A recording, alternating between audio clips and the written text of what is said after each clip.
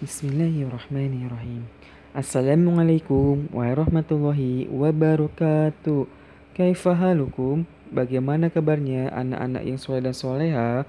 Semoga Allah Azza wa Jalla selalu memberikan kesehatan, keselamatan, keberkahan, dan kemudahan kepada kita semua. Alhamdulillah, hari ini kita telah memasuki tema 8 lingkungan sahabat kita, subtema 3 usaha pelestarian lingkungan, pembelajaran 1 dan 2.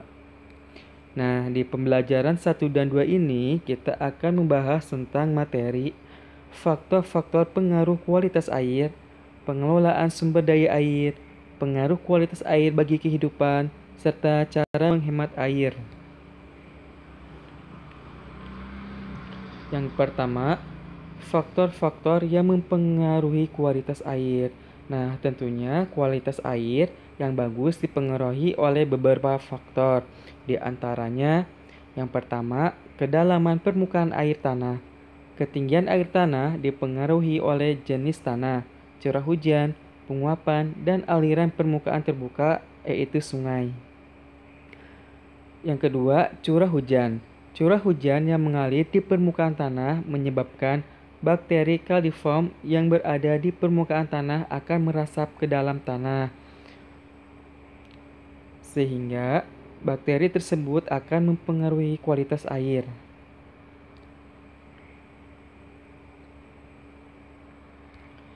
Yang ketiga, jenis tanah. Jenis tanah yang berbeda akan memiliki daya tampung yang berbeda pula. Nah, apabila jenis tanahnya bagus, maka daya serap air atau daya tampung air akan lebih banyak pula. Sedangkan apabila jenis tanahnya jelek atau kurang bagus, maka daya tampung air sedikit atau sehingga kualitasnya tidak bagus.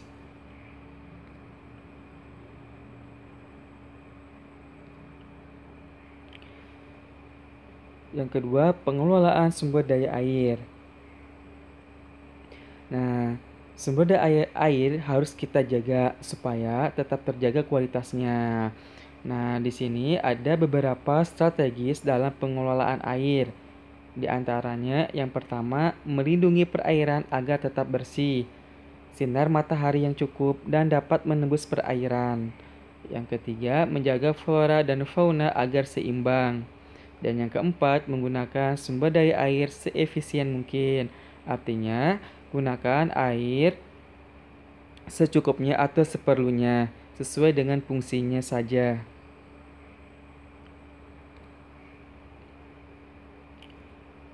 Yang ketiga, pengaruh kualitas air. Kualitas air akan mempengaruhi kehidupan makhluk hidup. Air bersih akan menjaga kesehatan dan terhindar dari berbagai macam penyakit. Sebaliknya, apabila air tercemar akan menyebabkan beberapa penyakit seperti diare, disentri, penyakit kulit, dan lain sebagainya. Nah, oleh sebab itu, anak-anak yang soleh dan soleha, kita harus menjaga sumber-sumber air. Artinya, jangan membuang sampah sembarangan, seperti limbah atau bahan plastik, sampah, dan lain sebagainya. Artinya, kita harus menjaga lingkungan sekitar agar tetap terjaga dengan baik.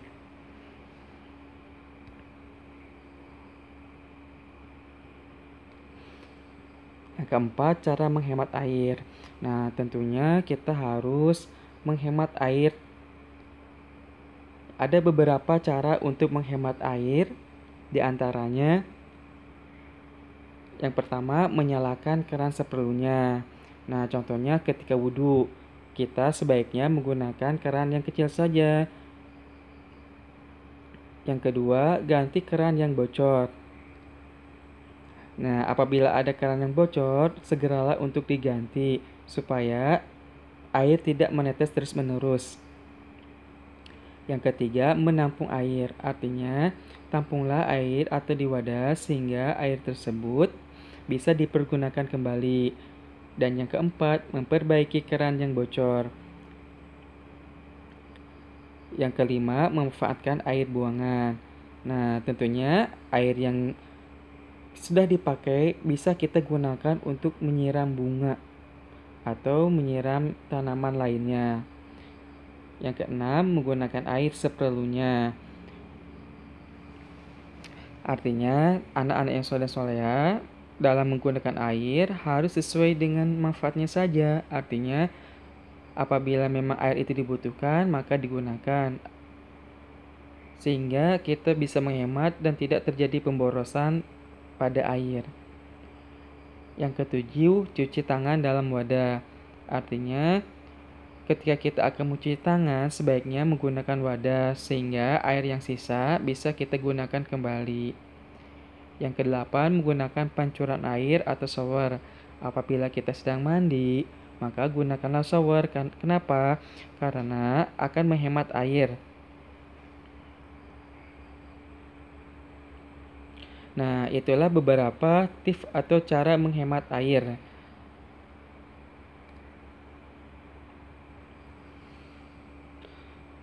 Nah, alhamdulillah materi telah disampaikan. Tugas dari pembelajaran 1 dan 2 ini yaitu membuat poster tentang menjaga kualitas air dan menghemat air. Nah, buatlah poster dengan sebaik mungkin dan semenarik mungkin. Bapak harapkan di dalam membuat poster ini diberi warna diberi warna sehingga bagus dan indah. Bapak harapkan di dalam mengerjakan tugas anak-anak yang soleh dan soleha, apalagi tugas praktek, Bapak harapkan untuk dikerjakan. Dan Bapak harapkan untuk matpel yang lain juga harus dikerjakan dengan segera mungkin. Apabila ada udzur syar'i, maka konfirmasi ke guru pengampu masing-masing. Semoga anak-anak yang soleh dan soleha tetap istiqomah dalam belajarnya, disiplin dalam mengerjakan tugasnya, dan mengumpulkan. Jazakillah khairan. Wassalamualaikum warahmatullahi wabarakatuh.